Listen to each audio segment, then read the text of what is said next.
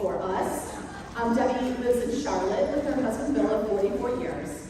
She's a mother of 2 and nana to 6 grandchildren. Taylor, who's in the room, their daughter is a graduate of NC State and was 3 when I went to my new consultant orientation at Debbie's house.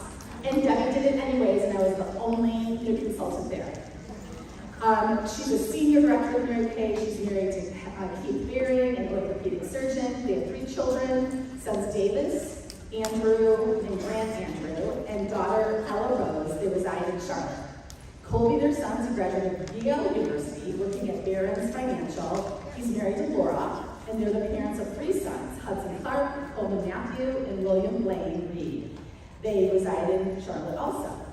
Before the beginning, Mary Kay, Debbie joined April of 1977. Before that, she was teaching school, and 6 months later, while working Mary Kay part-time, she had already earned what her salary was for a year of work and teaching. By May 78, she debuted as a director and left her teaching job. Debbie earned a new bar pin every year as a director, from $300,000 to $400,000, $550,000, $650,000, $750,000, $850,000, to $1 million twice. For reaching $1 million Circle of Excellence, Debbie received a $5,000 bonus. The first year she went on a shopping spree at Neiman Marcus. I think her and Kathy, didn't they take you in on like a helicopter pad to the top of Neiman Marcus in Dallas? And the second year, she took her family on a Christmas ski vacation to Vail, Colorado. Debbie debuted as a national sales director in May of '94. The national area celebrated its 25th anniversary this year. She debuted 2 first-line NSDs, Emeritus Elite Executive Inner Circle National Sales Director Kathy Helou, and Gold Circle National Sales Director Otten-Sweeney. She served over $8.5 million in career earnings. Her highest paycheck in 1 month, $51,000. For 10 consecutive years, she was an elite Inner Circle NSD. She reached the number 2 national area in the Sapphire Division and number 6 in the whole national area in the whole United States. She's won Cinderella gifts such as 3 mink coats and 1 fox coat. I'm sure they're super handy here in Charlotte. 7 4-carat diamond rings, 20 pink Cadillacs, currently driving a Sharp XLR. It's like a pink Batmobile, super cool. For Mary Kay, Debbie's received all expense paid first-class trips for her and her husband to St. Thomas, Puerto Rico, Bermuda cruises twice, Germany, Ireland, Switzerland twice, Australia, New Zealand, Paris, London 3 times, Rome, Russia, Tahiti cruise, Monte Carlo twice, Greek Isle cruise. Anyone like to travel? Venice, Costa del Sol, Spain, Prague, Austria, Milan, Greece, cruise to Istanbul, Shanghai, Beijing, Dubai, Spain cruise from Barcelona to the island of Mallorca, Argentina, Chile, Lake Como, Italy, and the Mediterranean cruise ending in Barcelona.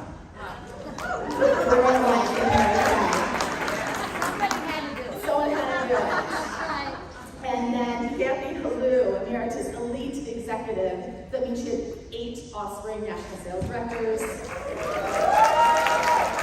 So Mary Kay's numbers, 1358 for consultants, for directors, 1358. So when people say Mary Kay's marketing plan, it's confusing. 1358 for consultants, 1358 for directors, and how much profit do we make when we sell the products? Is that complicated? No. 1981, joined Mary Kay in November after winning a Mary Kay skincare set on The Price is Right. There's all these new people that don't know that. She can tell a little bit about that. In 1982, debuted as a Cadillac director 11 months after joining the company. Every year, a new bar pin from $300,000 to $2 million in production. Her unit captured the number 1 spot in their division beginning in 1990, then 91, 92, 93, breaking Shirley Hutton's long-standing record. Ultimately, in 94, was the first director to break the $2 million barrier.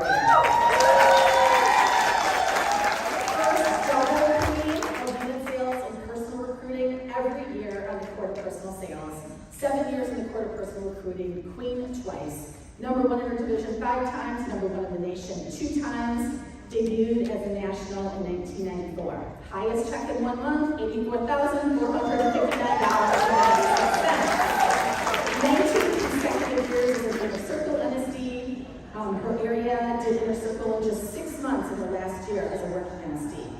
Her offspring's first line: Phyllis Salmons, Heather Carlson, Sue Hubel, Elaine Williams, Melody Fox, Bridget Shaw. Second line, Judy Tamburello, National 1 area in Sapphire Division, number 3 national area in the U.S., over $13.5 million in career earnings Kathy has made, now earning $5.5 million in retirement, is in the circle income. She's personally married to Taylor. That's what I thought. It says Taylor. Taylor, you didn't tell me. Terry. I have no idea. I think I was thinking Taylor Moore. She's not married to my daughter. But she is married to Terry. Terry, stand up and take a wave.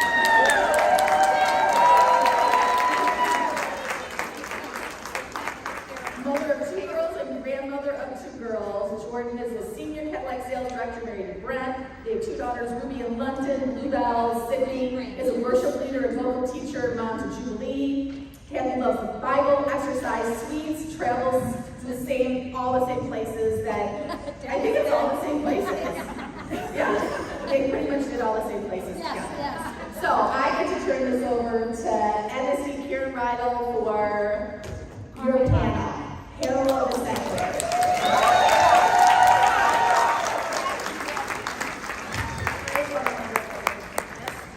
It's called The Talk with Kathy and Debi. Y'all, we did this at my debut, and it was my favorite part. Well, no, really, debuting is a natural perspective. But this panel was so much fun. So I want you to think about this like we're sitting on a comfy couch, all of us together, just chatting with these 2 blonde bombshells who have rocked the Mary Kay world. Okay, so we kind of split this up into different categories because we want to know all the things that's in here and in here to share with us. I hope you'll catch a lot of great aha moments. Okay, first one. Favorite Mary Kay memory. Favorite Mary Kay memory. All right, Debi, you want to start with Kathy? Yeah. How do you limit it to one? Well, I'm not going to. First thing would be debuting as a Mary Kay sales director because it really was a favorite Mary Kay memory. It was mind-blowing. And then having my family on stage when my unit was #1 was another memory, and Colby rolling down all of the steps to the entire audience is horrific. And Mary Kay grabbing my arm and saying, "He's okay." He got up and he was so embarrassed he was 2. Of course, debuting as a national sales director sure was a highlight. Having 2 offspring, partner in crime, national offspring, and of course, Otten-Sweeney. And I have to say, another favorite was every Mary Kay sales director top trip and every Inner Circle national. Yeah. Yes, your turn. Oh, I'm just watching because she's always been my leader. She always goes first, and she says everything because we've done everything together for so many years. One of my favorite memories, certainly being on the throne and having the children on there is something really special. And I think that's where Sydney made her very first debut of singing. She was 2.5 years old, and debuting each of these beautiful sisters in Christ as Offspring National Sales Directors and passing the batons on to them when I retired was a moment for me. And it was just so special. And I remember when we were traveling, first of all, one time Debi and I were in the top 10. Everybody in the top 10 did $1 million in unit retail production. And we were invited, it's the one and only time it ever happened. We were flown into Dallas. We were put up at a beautiful hotel. We were told to bring our seminar gowns. And Mary Kay sent a makeup artist to our hotel. We had our makeup done. Then we got in a beautiful limousine, and they limousine us to Mary Kay's home. And when we went up to the home, there was a long red carpet all the way up to her front door. And when we got out of the limousine, the doors flew open, and there was a camera crew there, and Mary Kay said, "My daughters, welcome home." It was so special. And we went into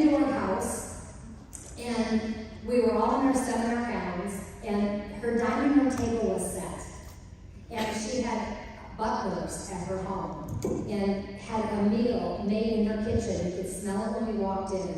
And we all sat around the table, just the 10 of us, with Mary Kay. On either end was the President of Canada, Ray Patrick, and the President then, Dick Bartlett. And before we started to eat, Mary Kay said, let's bow our heads and pray. And she prayed. And we were with like Super Patrick and Gwen Sherman and Cheryl Steinman and Debi Moore and myself. And Joanne Cunnington, I can't even remember everybody, but we have a picture because Mary Kay had us line up on her staircase afterward to take a picture. But here comes these waiters out of the kitchen with these silver platters, and they stood behind each one of the 10 of us and the 2 presidents, and Mary Kay said, dinner served, and they put it down in front of us in unison and went, voila. It was like a Hallmark movie. It was like the perfect Hallmark movie. And when we were done with dinner, we were just chatting at the table. I mean, we could hardly eat. We were just like, are we really at Mary Kay's dining room table? Seriously? Did she just pray for us? And when we were done, Mary Kay said, let's move into the living room and talk because we want the staff to be able to go home to their families. Wow. She was always serving others, always considerate of others. So we went into the other room and she had this big, huge couch and we kept hearing this crazy noise. And it was her dog, her fur person, scratched on the door to come out. And she said, does anybody care if I bring my dog out? And we said, no, Gigi or whatever the dog is. Gigi, and Gigi came running out and went in circles and jumped up on Mary Kay's lap. And it was about midnight. We were still talking, and Mary and Dick Bartlett came and said, Mary Kay, it's midnight. She said, are we going to turn into a pumpkin? She said, PJs, we could have had a slumber party. But she truly did. She was saying, why doesn't every consultant in our company drive a career car? Why? Why don't they take advantage of it? Why doesn't everybody drive a pink Cadillac if they're a director? And we had serious conversations after dinner with Mary Kay, and her biggest concern was why are people not taking advantage fully of everything the Cinderella gifts that Mary Kay offers? It was a night to remember. Oh my gosh.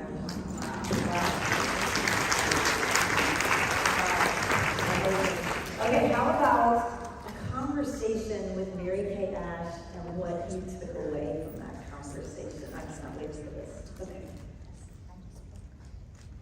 You did? I didn't know that. I said, I just spoke English. She goes, you did? Well, the most meaningful conversation I ever had with her was on the telephone. I was in the hospital delivering Taylor, and my mom had flown in to help because I didn't do much babysitting growing up, and I think she figured if she didn't come in, the child wouldn't make it the first time. She was pretty right. And so I went home, got home from the hospital, and my secretary was in my office, and I don't know what I was doing, but my mom collapsed. And it looked like she was having a stroke. I mean, I didn't know what it was. And so the ambulance came and took her right back to where I had just left. And I think it was Nina Vanessa, which means nothing to any of you, but she was a consultant in the unit that I grew up in, called the company and told them what had happened. And I had to go home. I left the hospital, Bill stayed at the hospital, and I had to go home. And I can't even remember why I went home. I think I was just so out of it. And I was walking around my house. I mean, just, in a trance. If you've ever had a tragedy happen and you just don't know what to do. I didn't know what to do. And the phone rang, and I thought, oh, I'm not answering the phone. And I kept walking around, and it kept ringing. And I finally picked it up, and it was Mary Kay Ash. And she said, I heard the news. Anyway, long story short, it was about a 30-minute, maybe not, maybe 20-minute conversation in which she really was very consoling and very comforting, and told me to she had asked what the prognosis was, and I said, well, they've only given her 8 months to live. And she said, I want you to take the next 8 months off. I went, well, what do you mean? I was a top director then, and she said, you trained your people, they know what to do. Wow. You spend time with your mother so that you never look back with any regret. Now let me ask you something. How many CEOs of any company that you've been with or know would ever call a top producer in their company and offer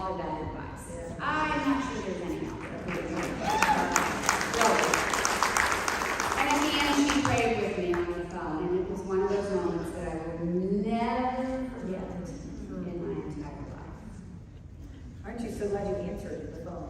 Oh. Can you imagine? No kidding. I could have easily not answered. Right. Catherine? I was 8.5 months pregnant and I was in Hong Kong on the top director trip. And I asked my pediatrician or my gynecologist, whatever he was, I said, you guys should go. He said, oh, you'll be fine. I was had such anxiety flying over there, I thought I was going to die. And then when I saw the streets over there, and then they have all their animals hanging with the blood dripping down the street, I couldn't take the smells. So I was sick pretty much the whole time. And I was sitting next to Mary Kay at one of our dinners, and they were serving all kinds of delicacies that I could not even look at. And so I had got some Ritz crackers, and some peanut butter crackers, and I kept eating stuff like this. And she was sitting next to me, and she said, "Are you going to share those with me, or are you going to keep them?" She said, "I am not going to eat that stuff anymore." And all of a sudden, they came out with a big lit up birthday cake because it was Shirley Metrick's birthday, and she goes, "Oh, this is what we can eat." So it was later that night. I was at the Mandarin Hotel, and it was a beautiful hotel, and that was the nicest part of the whole trip was the hotel. And we had a suite, we were at the top, and I hear a knock on the door.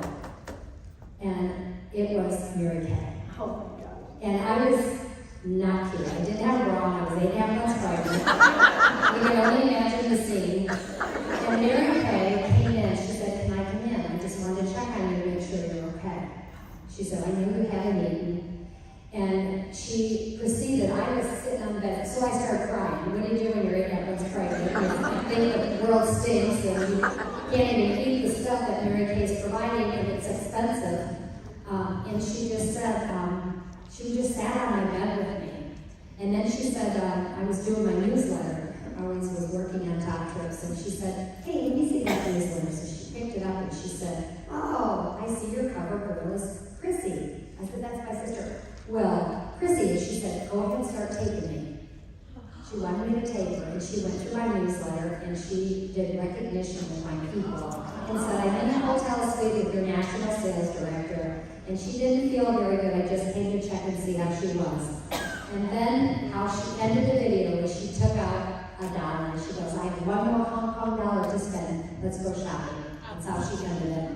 She was so personable, again, always checking. She was like a mother. I always said she was a spiritual mother for me, but she was like a mother that was so loving, and she knew everything. She knew her people at the top, which was another reason why I wanted to become a director at the beginning, because I wanted Debi to know me. And I knew if I stayed a consultant, she would never know me like she would know her sister directors. So that's just a word to the wise for those of you. You want to be known and become a director, and then you can hang around and travel the world with your best friends.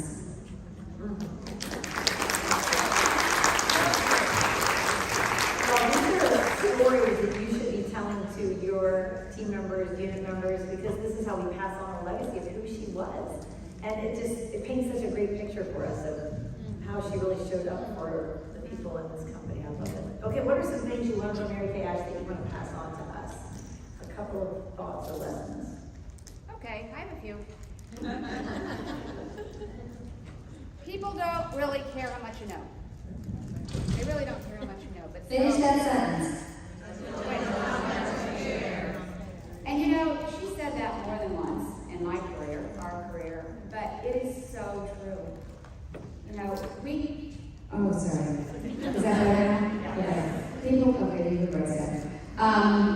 They really don't care how much you know, but they always will care how much you care for them. They always will. Something that Mary Kay always said was kiss. Keep it simple, sweetie, and boy, does that hold true. Then, 60 years ago, 50 years ago, 40 years ago, and today, we get all jumbled up with so much stuff, and it detours us from the main attraction. It takes us away from the things that are the most important building blocks of the business. She always said, "The laurel rest upon is what? Well, so if you had a great year, celebrate, take a breath, and move to the new one. Because really, you can't rest on that for the rest of your career." And something that I learned from her by watching was to listen more and talk less. And when you listen more, give people your undivided attention. I can't tell you how many times we had the privilege of being with her. When I lived in Cleveland, she unfortunately had a little bit of a problem and had to come into the Cleveland clinic a couple of times, and so the company called me and asked me to pick her up. You want me to go pick her up? Are you kidding me? And this one would have said, that's not good news, she drives really fast. Those are the days that Mel was still her husband and still alive, and so I went and picked her up and took her to the hotel, and where was I going with this? I just had my 70th birthday.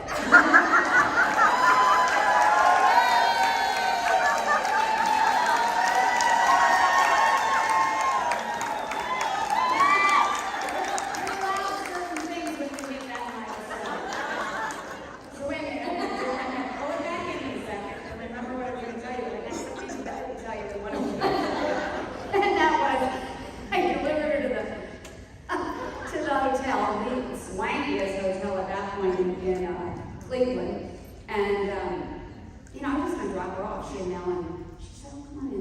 And so I said, "Okay." Oh, like, sure. And so we checked her in and pushed her in the penthouse. And so, I said, "Oh, Mary, it was so great to spend some time with you," and la la la la la. And she said, "Well, come up to the suite." And I went, "Are you kidding me?" Okay. And so we get in the elevator, and it's Mel and Mary Kay and I, and elevator goes up 3 floors, whatever, and it opens up, and in walks, seriously, the most coiffed woman in Cleveland, Ohio. She was like stunningly beautiful. And so she kind of gets behind us. We're kind of hovering in front of the elevator, and she somehow got behind us, and Mary Kay was going,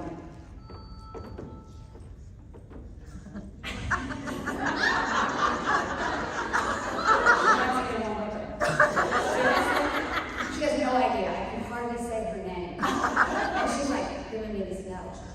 And so I turned around and I said, "Hi, do you have any idea who she is?" Great meeting, right? And the woman went, "No." And I went, "Oh, this is Mary Kay. Mary Kay Cosmetics." And she said, "Nice." And went up 2 more floors and she got off. The door closed and I wanted to melt into the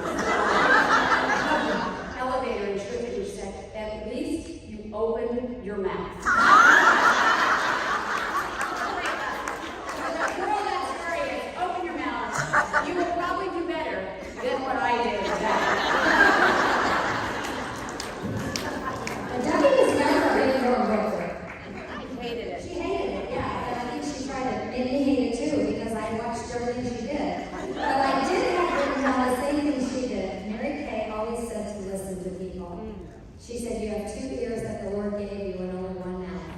And he wanted you to listen more than to speak. And I think sometimes we just start spewing things out instead of listening. I think that's how we lose a lot of recruits. I really do. But because we tell them too much when we don't find out and listen to what their need might be. But anyway, I didn't want to say that right now because I want to share with you, I think the greatest thing that Mary Kay ever taught me was before you finish a goal, set another one.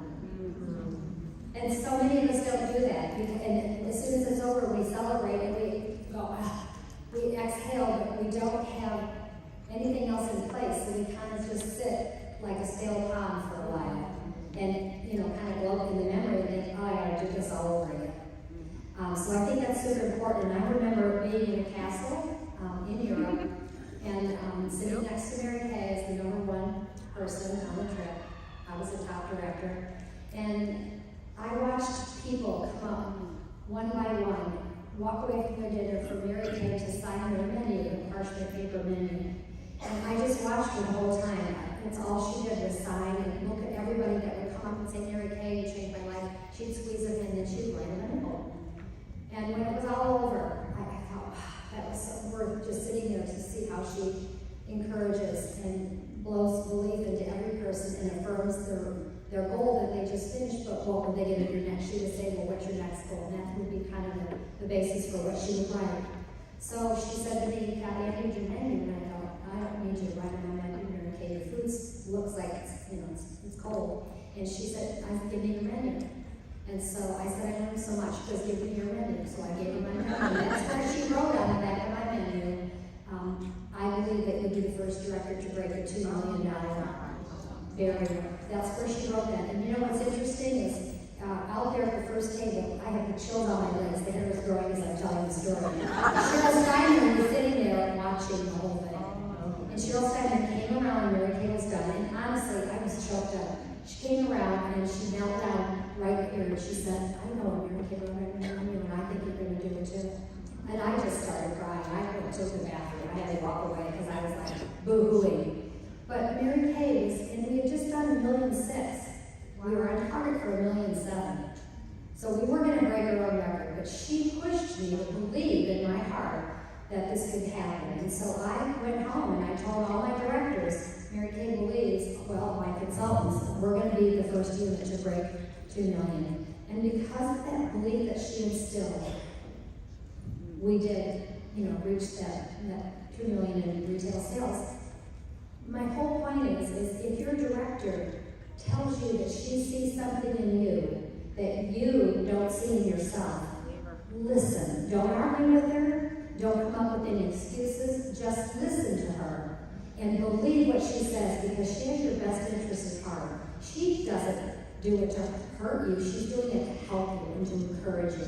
So let other people, like Mary Kay did to all of us, breathe belief into you, and then just get a plan and go to work. So if your national is doing that, your senior director, anyone that you admire, and you see that they are a place where you would like to be too, just believe them.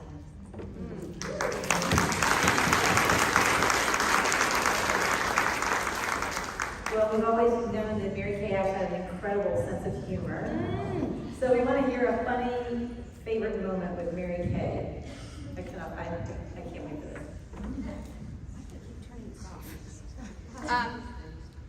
Okay, you can tell that we both have written some things down, but honestly, we didn't know what each other wrote. And so I know that she wrote the same thing I did for this, so I'm going to let you tell the story because you do a better job than I do. Tell the story. I don't care. Okay, she's going to jump in. You jump I'm in. going to tell the story of, being busted. Okay.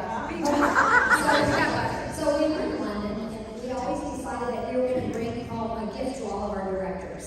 And we always like to bring them mugs from whatever country we're in. And that's the worst thing you could want to bring home to people, because we have lots of directors, and you got to bag them up, ship them up, hope they don't break, and My husband loves it. yeah, and you're handling these things around, these big things. So we decided when they were going to see yet another castle, we weren't going to see another castle. And that sounds terrible, but we have been all around the world and back, and have been in many castles, and they pretty much look the same.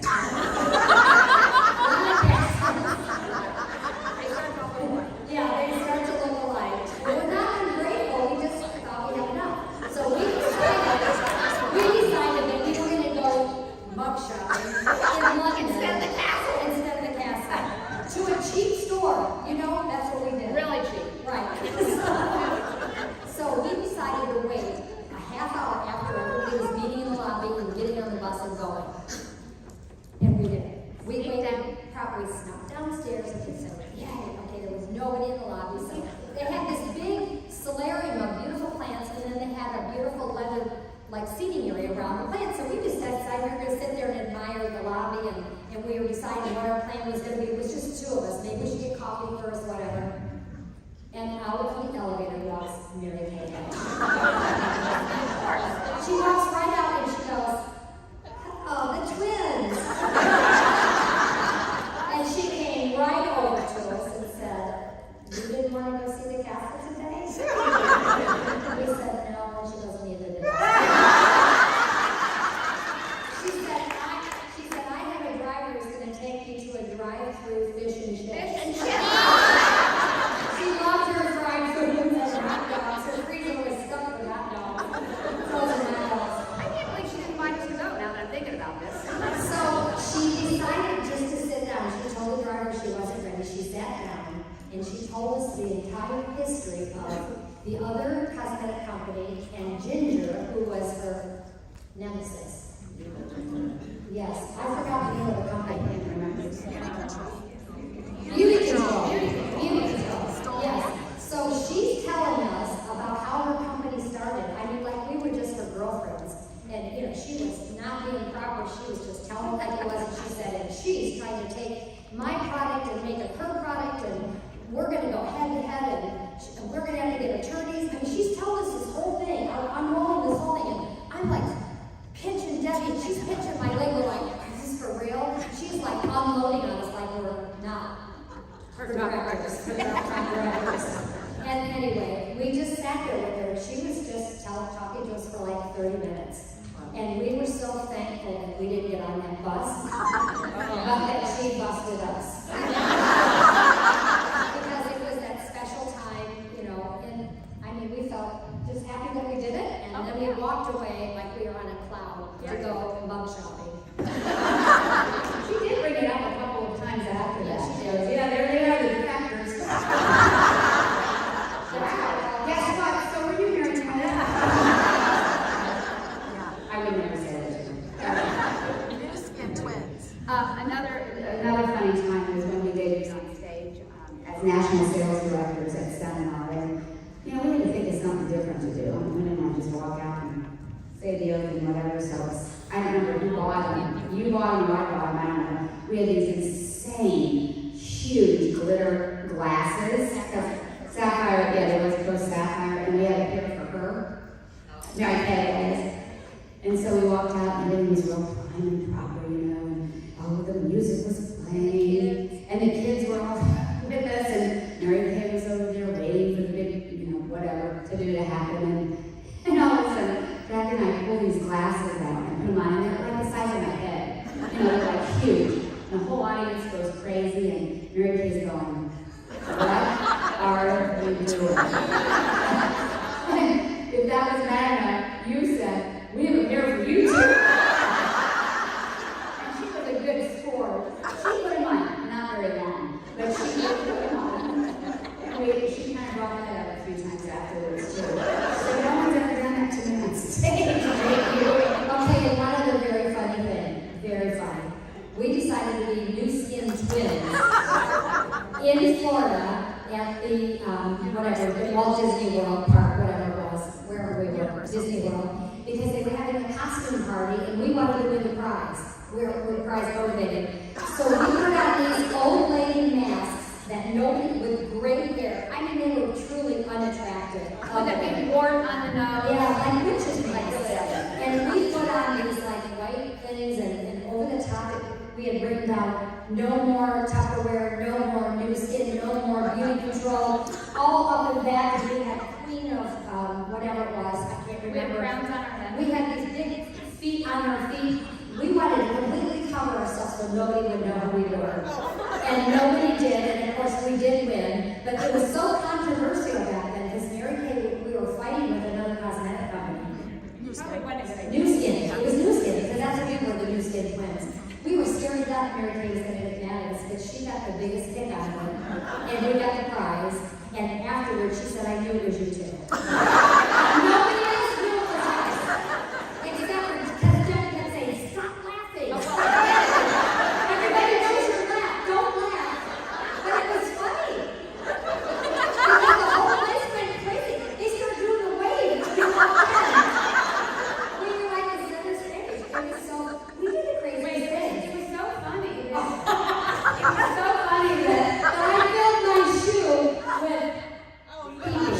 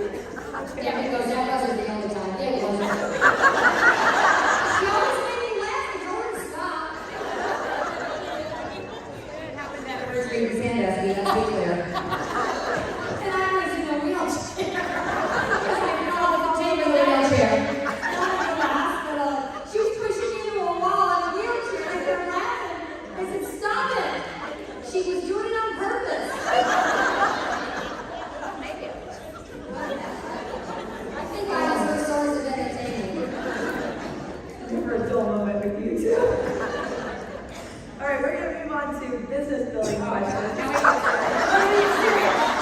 We're getting serious, okay? I think we'll still be laughing. All right, tell me about a time in your business where when belief grew for you, like a stretch goal when your belief grew. Okay, I have one. You might have one. The biggest time I can remember is my unit at that point had never hit 200 unit members. And we were going for the million, and that was kind of unheard of, to be honest. And we always wanted that 200 or more than we even think about, right? But, you know, and we were really into it. We really believed we could. And I think like Otten-Sweeney, and I had debuted 5 offspring directors that year. And it just was right. And so we just decided that we were going for it. And I think my normal production that year was probably in the 30s or high 40s, mid-40s, whatever. And last month we had to do 92,000 to hit the million. And so we pulled the whole unit together and said, listen, you know, this is like the 9th hour, and if we're going to do this, it has to happen now. So what are we going to do? What can we all do? And you know what? They rallied. When a goal is so, when the commitment to a goal is so strong, it doesn't matter what you're happening with. That was a turning point in my thinking, in my career. And we had to do, if it was 92,000 to hit it, but we went on and did 98,000. Wow. And obviously secured a million. And I thought, you know, those sayings that Zig Ziglar always said and Mary Kay always said are true. What you think about, you bring about. And if you believe and you're willing to follow with the commitment and the work, all things can happen, right? They can. And so that's mine.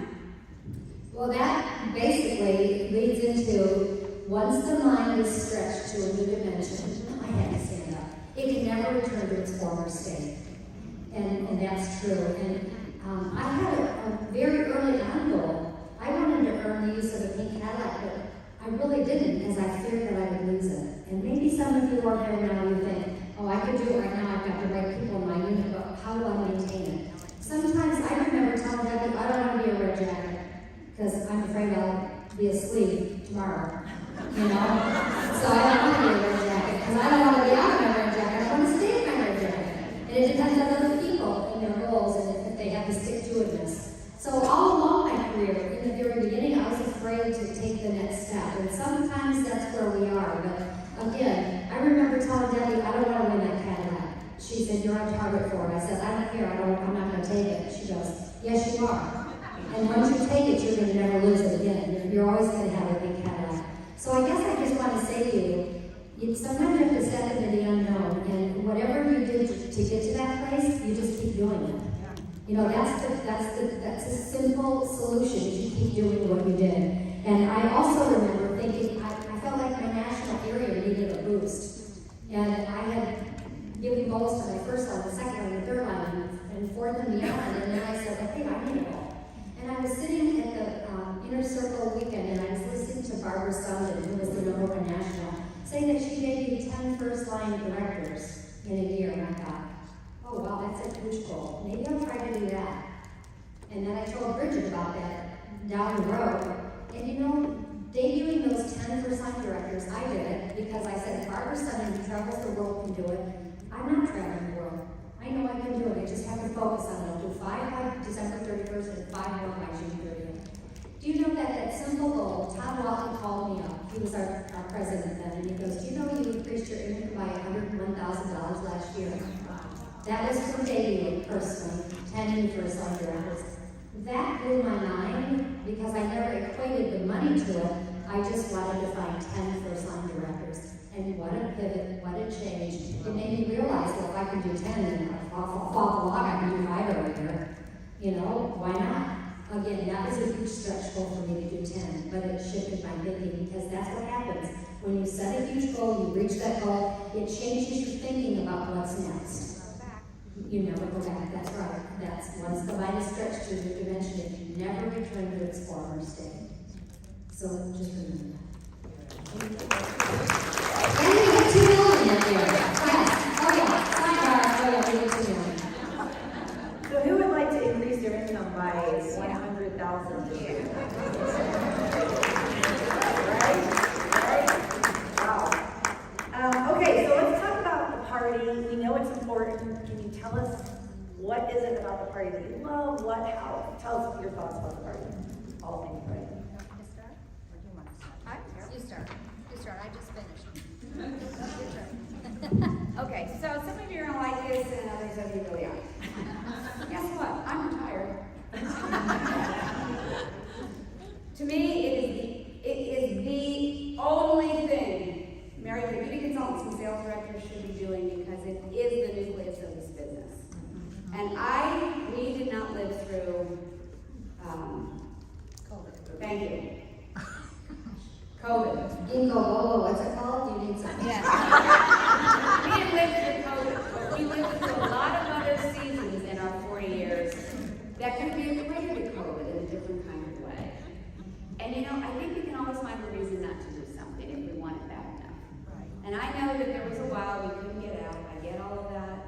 But this business was built holding skincare classes, parties, whatever you want to call them, face-to-face, eye-to-eye, toe-to-toe. And I believe when this ship gets turned around and they get back on the right track, that's you, it will soar higher than we've ever soared before. I think springtime is fine for training and announcements, but you will never convince me that you'll ever have a lasting connection on a video or whatever it's called. Not a video. A Zoom. You'll just never convince me. And I honestly had a conversation with a gal that I was mentoring, Carrie, a year ago. And she had given up through COVID her training center, and we talked a lot about, Carrie, I know I don't know how you feel about this, but she is grassroots Mary Kay. Grassroots book self-coach group.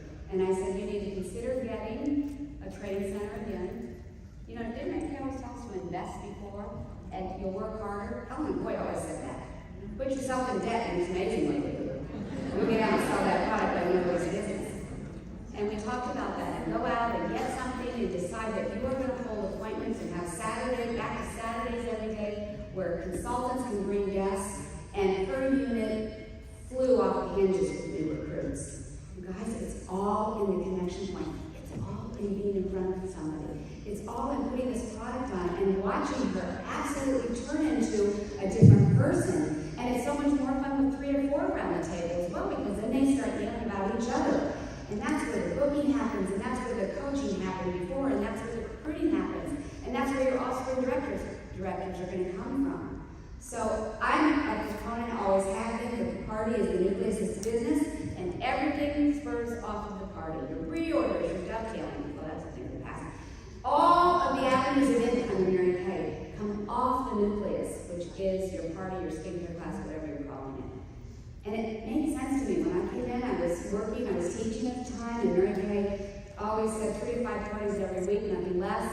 So I grabbed on to 3. Five was a little too much for me working full time. But I really felt guilty when I didn't get 3, and I had to go to a success meeting and not say that I held 3 parties and had a $500 a week or a $400 a week. But it was that kind of thing, foundation in the beginning, that built the company that you're enjoying today, that you're going to want to continue to enjoy, that you're going to want your daughters to enjoy and your granddaughters to enjoy. But I am concerned if we don't turn this back. And I think we are. I hear enough that I think we are. But it needs to really turn back. You guys, nothing's more exciting than holding a party. If you haven't held one in a year, try it.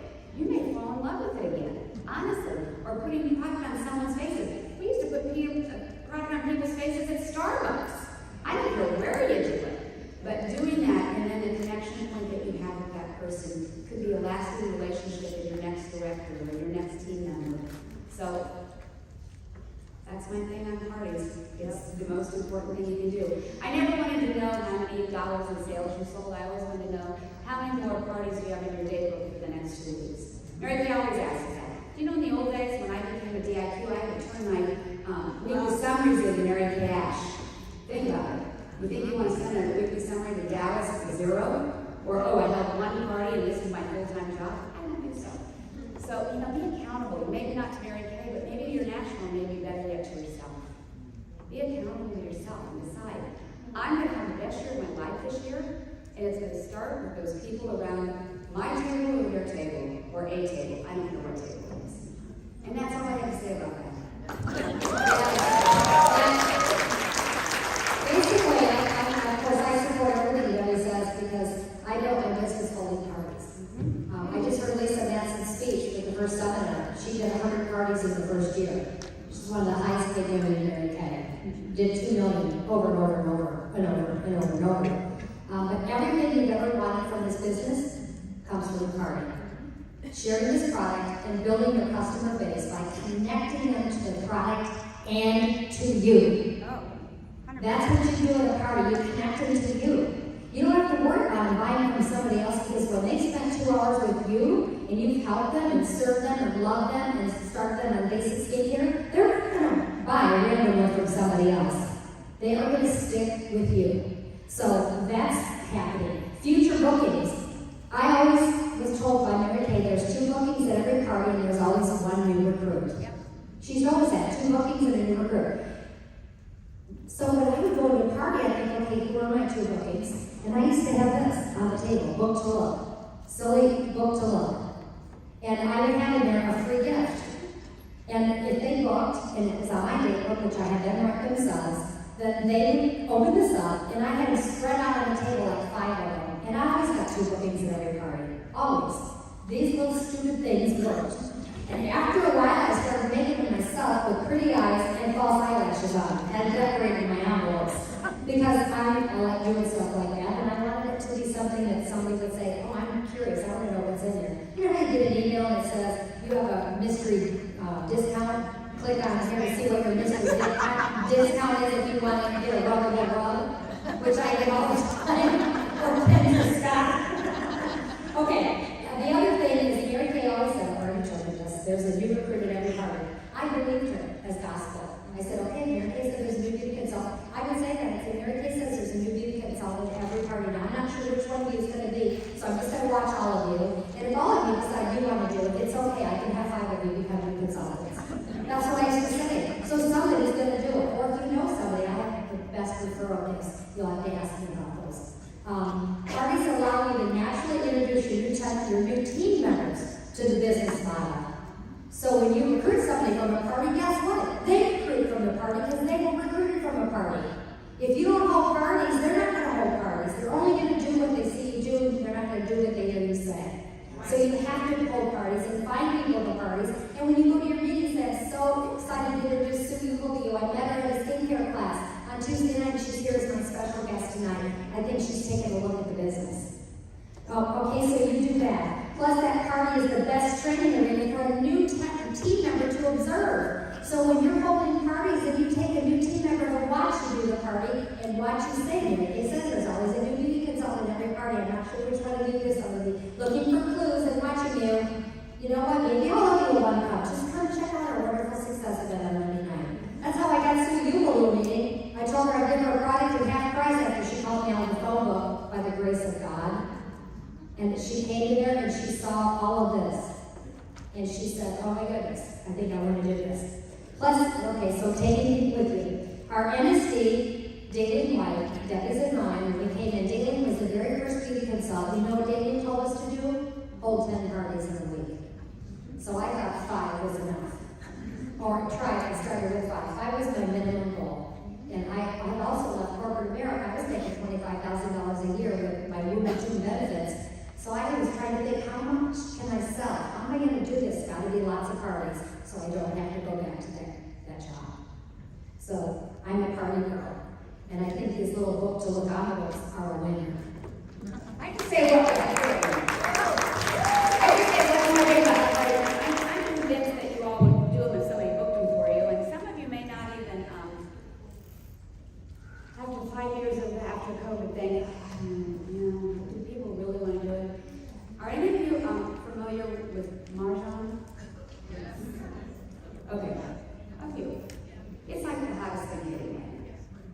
Mahjong parties are happening everywhere. It's a game. My daughter just stood up. She's all about it. She knows about it. I don't know she's all about it. Okay, so here's my story. Mahjong is you come together with women and you sit around the table and you play these little tile games, okay?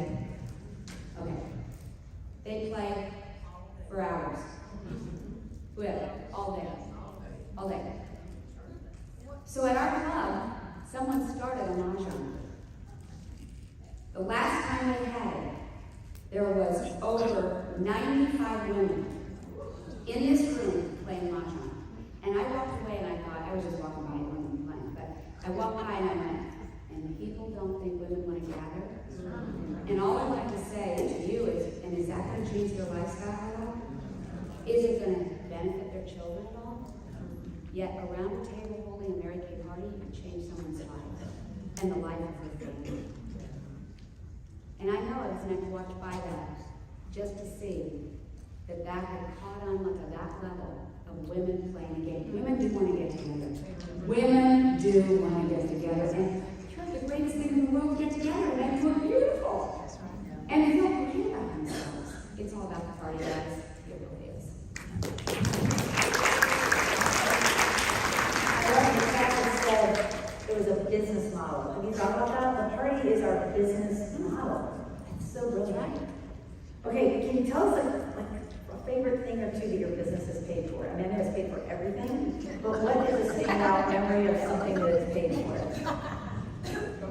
I have a couple things. First of all, the natural things, both of my daughter's weddings. I paid for, we paid for Jordan's college education, 4 years at Chapel Hill. I just wrote out a check each year for the tuition, just wrote it out. That was such a blessing. The home that I'm in right now, I'm mortgage-free. After going through a divorce and being single for 10 years, I'm thankful that I have no mortgage. That's by the grace of God and working this business when I was able to work the business until they retired me. But probably my favorite thing that Mary Kay's paid for in my entire career was my mother's rent for 25 years. 25 years, my mother's rent. My mother got divorced at 50 years of age after 7 children with my dad, and he married somebody 27 years younger.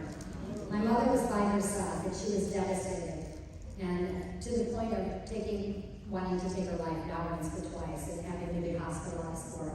When she came out, she was absolutely in no condition to work. We found a wonderful little place for her so she would have some independence. And I remember I was just telling T that it was like $425, and she was in that place until we thought the stairs weren't good for her anymore. And then we moved her to a place that was almost $900 a month, and that was for many years until we had to finally. I took her in my home because she had dementia. But that was a blessing, and it's only by the grace of God that I worked this opportunity. My mother gets $215 from my stinking daddy. $215 a month. That's it. 7 children. So guess what? You can't get an apartment. You can't get a place on the street for $215 a month. So I am so grateful that Mary Kay allowed me to take care of my mom.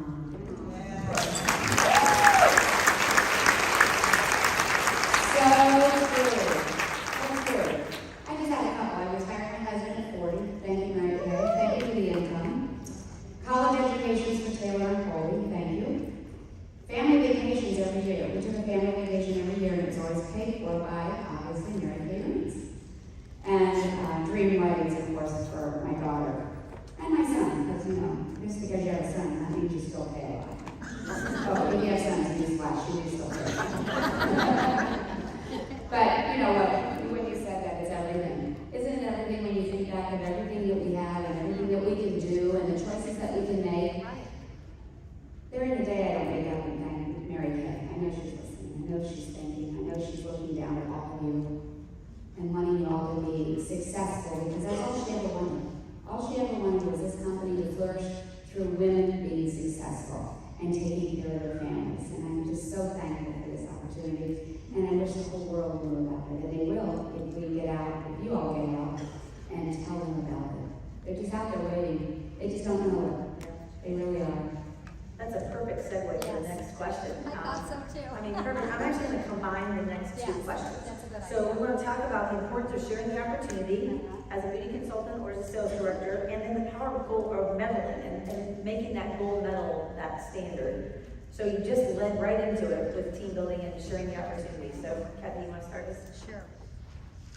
Sure. Well, first of all, our company depends on you multiplying yourself. If you don't multiply yourself, we could become extinct. And that's a frightening thought. I've thought that asked for years, why aren't more people recruiting? Why aren't they becoming agents of change? Why aren't you offering this to people? Because maybe we fear a no, a fear of rejection. If you are so sold out on Mary Kay, I honestly believe I can recruit anybody. I do. I have confidence in this opportunity and what I've seen it do to change people's lives, that I believe I could sit down with anybody, no matter who they are, what their income level is, no matter what position they hold, if they have a high position or own their own business. I really truly believe I can recruit anybody. Because see, recruiting to me is just finding a need and filling it. And there's a whole lot of people out there that don't have what we have in this culture. We are unique, we are uncommon, we have a sisterhood that nobody else has. Linda was just saying she and Michelle want to continue to replicate. They miss this. They're all texting and saying, oh, we miss our family, we miss this. Because we did create a culture of lovingness, supporting one another, encouraging each other, believe, and that we're all accepting. And that's so significant, that's so unique. I don't understand why people don't want to share this opportunity for fear of a no. I don't get it. Because see, selling and recruiting are one and the same. Selling is a transference of feelings. Recruiting is a transference of your heart. If your heart is into this and you're passionate about your lifer. I don't understand why it doesn't happen. Plus, your income will change significantly. Okay, when I started this business, I lived in a home that was $756 house payment. And I was trying to sell by 5 and 10 parties, so I needed to make my mortgage payment. So I decided that it's time that I'm going to have to change what I'm doing and change my thinking so that I can have, a different outcome. So when I first came in, Debi took me to, I joined in November, the very end of November, 18th or 19th, same day Karen signed. And I became a consultant, and Debi had this thing happen in the very first of January in Akron, Ohio, called some kind of a Happy New Year thing. I was brand new, and I didn't do anything of business until I went to this thing. And they gave us a postcard, a 3x5 postcard, or a 5x7, and told us during the entire retreat, 24 hours, to write down the name of every person we could think of. Well, if you did that, and you have the most names on your card, you're going to win a ring.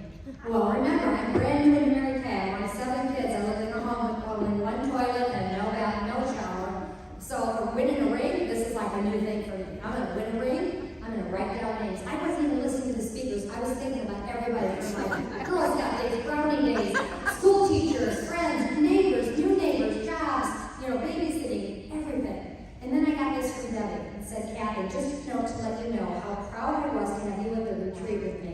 I enjoyed our time together. Need I tell you again that I know you will make one terrific director. Congrats on your ring. Oh, I got the ring. I wore it till it turned black on my finger. In all those names, there are 12. She was trying to line me up already to become a director. Okay? So this was January. Okay? So then I'm ready to quit in January. After winning the ring, I said, I can't get up and do a party. There's no way I can do a party. So I was going to quit. So Debi drove over from Cleveland in a snowstorm and had coffee with me. And I just told her, I can't do this. I'm going to send my product back. That was in January. I was too shy to have a party. And she said, okay, you got it. You can't do that. You got to start holding some parties. At least try a couple parties. So I did with my mom and my sister. I sold it to them at cost, and then I was going to get out of it. Instead, she used to come to Toledo, and she would just like drive up her pink Cadillac with her little blonde hair, and she carried this little briefcase that looked just like this. This was her briefcase, but it's got my initials on it. Okay, I saw her, and she would open it up every week at the meeting, and she'd throw it open, and ribbons would just dance from the top here. Like $1,000 week, by the way, those are mine. $500 party, and she'd sit up there. So she decided that she was going to attempt her unit with a promotion. Anybody who gets a gold medal gets a leather briefcase. I said, that one? I said, what's a gold medal? So she was going to give me this if I signed up 5 people, and I could go get a pedicure with her. She'd come to Toledo and take me to a salon. So what do you think I did? A gold medal. A gold medal. That is and she wrote me this note. Congratulations. You guys, these things are 45 years old. Congratulations, a $486.87 love check. My first love check. My first recruiting commission check. We call them love checks because we loved people, we brought them in, and then we got paid for them. It said, this is your ticket to DIQ. DIQ week. Nice to go free, isn't it? I am so very proud of you. Love, Debi. Okay. Then I get this from Mary Kay. I have every letter from every gold medal. This is the first one. You guys think about this. This is from Mary Kay. She signed it. I used to go out to this and smear her ink to see if she actually signed it. And she did. You can look at some of these if you want to come up and see it. It says, Dear Gold Medal winners, my first one. This was April. Remember, I was quitting in January. I got the gold medal in March, and so she says, in the Olympics, the very highest award obtainable is the gold medal in Mary Kay. Winning the gold medal is also considered to be a tremendous achievement, for it means that you have sponsored 5 people in our company in a single calendar month. We are proud of you and congratulate you. Someone said, oh, once the mind's been stretched to a new dimension, it can never turn to its warp state. I think we've said that 5 times already. The reward for doing a good job is the ability to do even better. I know that we will find your name on the stairway to the stars. Much love, Mary Kay. And then here's the next one. Oh, congrats on your 2nd gold medal. Oh, congrats on your 3rd gold medal. Congrats on your 4th gold medal. Congrats, oh, here's your 6th gold medal. All the way to 39 gold medals. I picked these out last night while Terry was sleeping. I'm going for my birthday. Oh, I love everything. It's ridiculous. I was looking through it last night, but here's what I'm going to share with you. I told you that I wanted to make my house payment with my love check every month. That was my goal. When we moved from Shamley Green to Shamley, wherever I was, Shamley Drive, my house payment went up to $1,600. And I said, I've got to make it with $1,600 in love checks every month. I want to pay my mortgage payment. And guess what? In the month of June, Sue Euble's name is on here, who placed her order in June. She came in then. It says that I had 63 total recruits. This is my report. 55 ordered that month. 35 were, I don't know, anyway, total active recruits, 35 ordered, and they ordered $46,992.64. That's for my personal recruits, $46,992.64. Times 12% that then, not 13, my love check was $5,639.12 for 1 month. Any questions? If anybody wants to take a picture, it's up here. You may take a picture of this with the camera. So, I will tell you right now that receiving affirmation and love from this one, getting that silly little briefcase and feeling like a real businesswoman, when I didn't have a college education, I left my home at 17, gold medal became my way of life. It became me wanting to share this with 5 people a month because it would change their life. And that very first year in Mary Kay, that full year, I sat on the throne as the Queen of Sharing. Because it became, as Sue Euble said in her talk, my mindset. Get a medal mindset. It will change your life, but it will change other people's lives and it will take with you on your journey. So why would you be selfish and keep this wonderful position and this wonderful company and opportunity to yourself and not give it away to people every single week? At every party, at every facial, and don't prejudge because you think she's already got a big job, or you think she's too good to do Mary Kay, or you think she doesn't need this. I believe every woman needs a piece of the pink bubble. I believe God has protected Mary Kay like He's protected Israel. That's His treasure. This is the cosmetic treasure. It's God's pink Israel for us. We need to be the keepers of His treasure. So get a medal mindset. You just had a challenge from your nationals to do it for 5 months in a row. Why not make your business happen? There's no reason why every single consultant directors for sure you have no excuse, doesn't have a high fees. It's only 2 a month. That's 1 every 15 days. You think you can handle it? I think you can.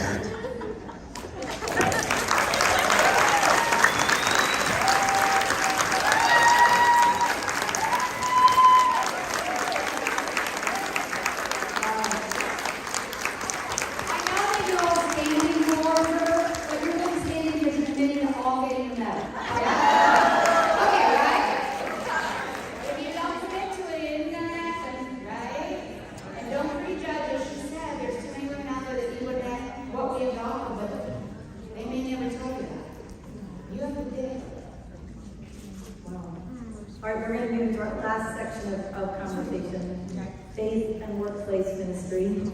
Can you share with us about Mary Kay's faith and the role it played in your walk with the Lord?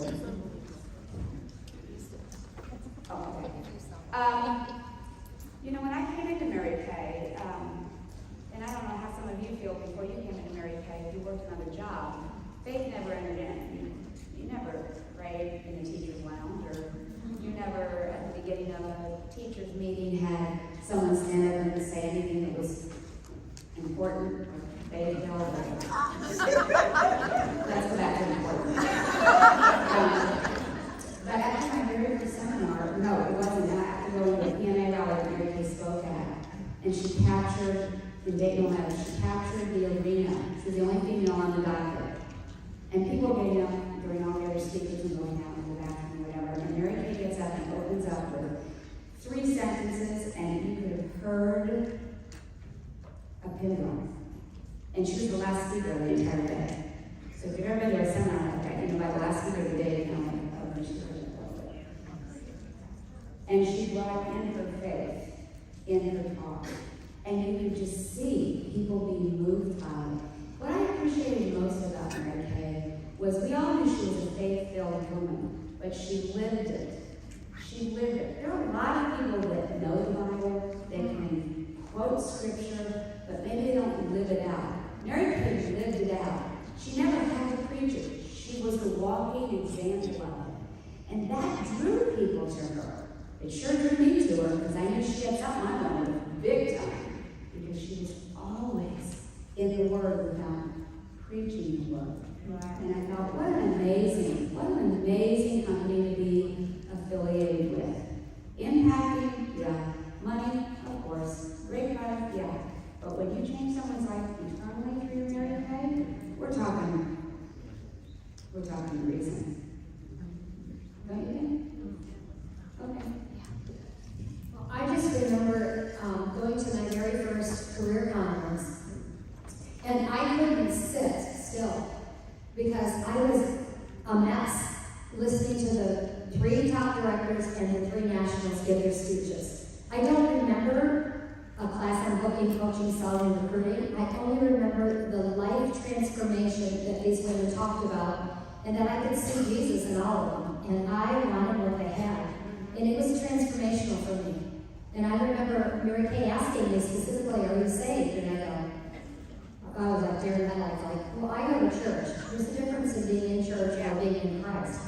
A total difference. And Mary Kay helped me sort through that. And my eternal address changed. And then I was missioned, and I knew, as a person who never was able to comfortably speak in front of anyone, I remember reading the story about Moses, who said, I can't be your man because I have an impediment, I can't speak, and I don't have the right words. And he argued with God. He actually argued with the Bible with God about that. And I thought, you know, God sent him anyway. He let Aaron speak for him, but then Moses was able to do that because I think if we all knew what position that we hold today, if we knew what it would take to get there, how many years we'd have to overcome, we probably wouldn't try. And so I'm grateful. I know that it was a gift and a placement. This was a calling by the good Lord for me to be in Mary Kay because I wasn't a makeup person and I wasn't a good speaker at all. And I was shy. So I knew that God placed me here.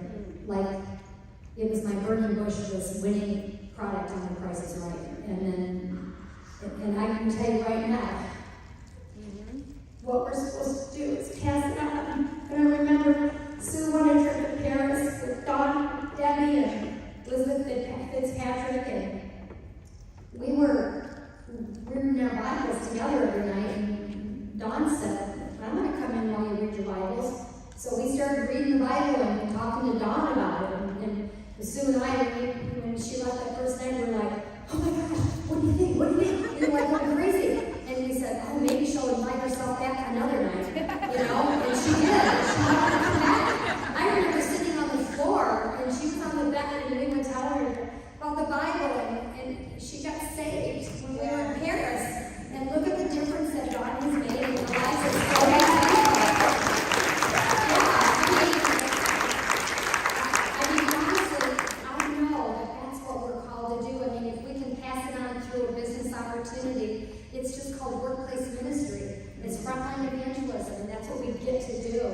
And when you share your story of when you got saved, nobody can argue with you. Nobody can refute you. So you don't have to worry about having the right words and knowing the gospel and being able to answer questions. They can't question your walk with the Lord and how it happened. And I always tell them it happened because of Mary Kay. I'm so grateful because my eternal interest changed. So I just want you to know how significant. My husband T was there when I retired in San Diego. And when I got off the stage, we went back to the NSD room. You know what he said to me? You just preached to thousands of women. He said, that's the best compliment you could give me. Is that people got it. That this company changes eternal destinations for people. And so the God family and career, don't ever leave that out of when you're doing your facial or your party or your 30-minute elevator speech, you know, in front of people of what happened to you and where you were when you came in, what happened after you came in, and where you're going and how Mary Kay directly impacted your life. To me, that's the biggest story that we have to share. And I believe when you're serving the Lord in that way and sharing that story, He's going to bless you in ways you never imagined. He's going to expand your territory. He's going to give you a platform. He's going to give you an opportunity because you are standing up for Him. And Mary Kay took Him as her business partner. And that's the reason why we are standing tall 63 years later. Because she took the right business partner, and you did too. So let's get on it, and let's just share our faith with people in this opportunity. We have the ability to do that in every face we get in front of. You ask the Lord to help you open up your mouth and say the right things.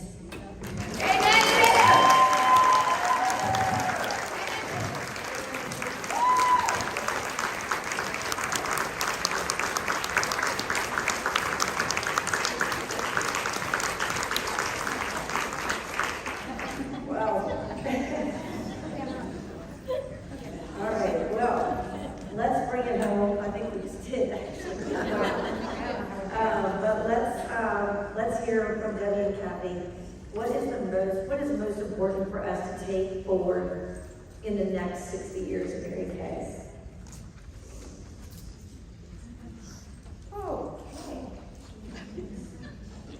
Okay, well, what's the best advice that we can leave you going forward? Listen to everything we've already said. Sounds funny, but I mean it. The booking is a lifetime business. And if your big book is snow blindness, you're never going to move up. And if you're not moving up and in front of people, then you're not going to be able to do what Kathy just shared. Right? I would encourage you to read Mary Kay's autobiography one time every year.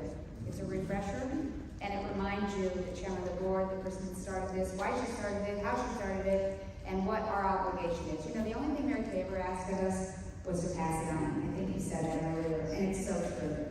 It's so very true.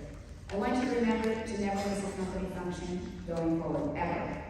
Unless there's a serious illness or something that really is stopping you from doing it. Because it's that probably function that you miss that could be the turning point in your life. Mary Kay functions are so important to attend. Your national functions are so important for you to attend. And your weekly meetings, if you have them, are so important for you to attend. It should just be a non-negotiable. If you really want a business built that lasts, then you do the things that create that strong foundation. I want you to remember that one question was about husbands. What would your husband say? My husband would say to the husbands, I'm speaking to the husbands now, get out of her way, love her to death, get out of her way, be supportive, and let her be with the people. And that's the greatest thing that Bill ever did for me. He'd get out of the way, he'd be very supportive when I came home from something, but he would let me be with the people, because it's being with the people that's going to allow everything to happen in your business. And directors, what I'd say to you are that people are more important than your production, even though your production is important, but when you build people, you're going to build your production. I would tell you to find out what your consultants want and help them get it. Find out what they want. You know what every consultant in your unit wants. And have you had a little conversation with them? It's the best time to have that at the beginning of a new year.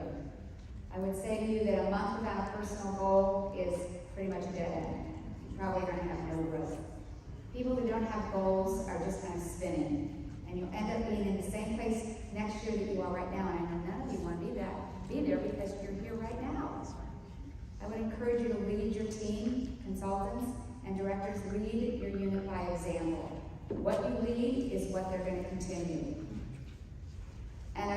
me that praise is magical. We can criticize all day long, and it really has no good effect.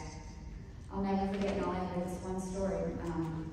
Helen McCoy, who was one of the #1 nationals with Mary Kay, along with Daleen, was at the office one day, and she was outside Mary Kay's office, and she was talking to a consultant, and Mary Kay overheard her, and Mary came out and said, "Oh, Helen, that must be one of your new superstars." And she said, "Oh, Mary Kay, she is going to be a superstar."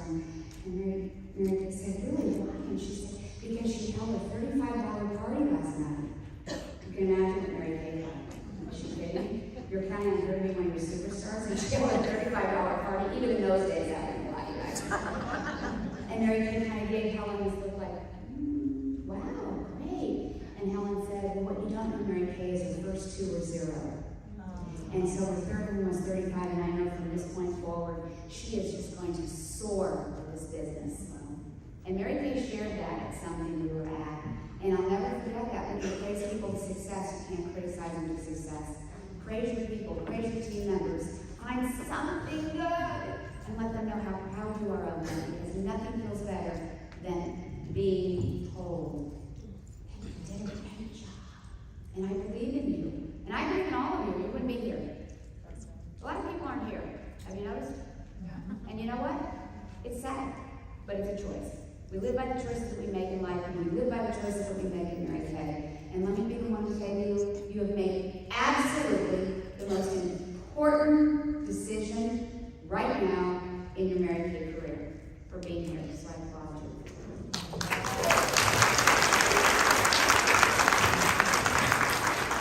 I kind of already closed out, but I just want to say that Mary Kay's principles and Mary Kay's traditions are what I want you to start passing on, and never forget how significant they are.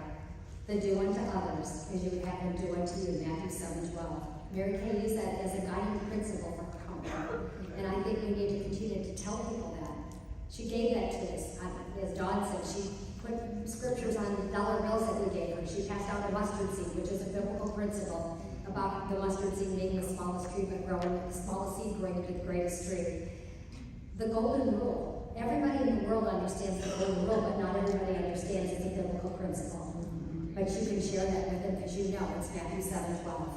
And you should always share. Like I said, trends will come and go, but principles will never change. That is the foundation of our company. You know, as I looked around, I was looking at Debi and Sue, and I looked at Shelley Laverty and Melissa Simmons-Smith. Stand up, you two. Debi will stand up there. He baptized them in my swimming pool in Toledo, Ohio. They were my first time directors.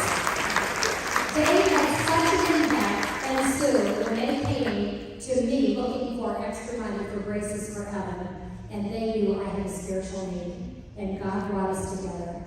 So just know that there is never a coincidence. There's nothing that's accidental. There's nothing coincidental. It is all Godcidental. If you are a Christian, and also if you're a Christian, guess what? Fruitfulness is not an option. It's an expectation. So don't forget to pass those kinds of things on, because they matter more than makeup. Makeup's the vehicle to do what you are wishing to do. Thank you so much.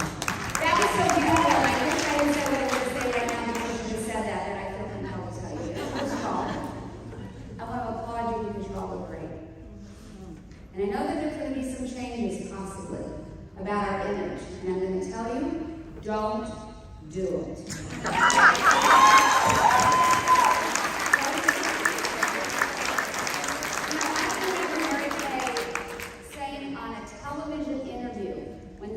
Somebody asked her what we do, and she said, we change images, we're image makers.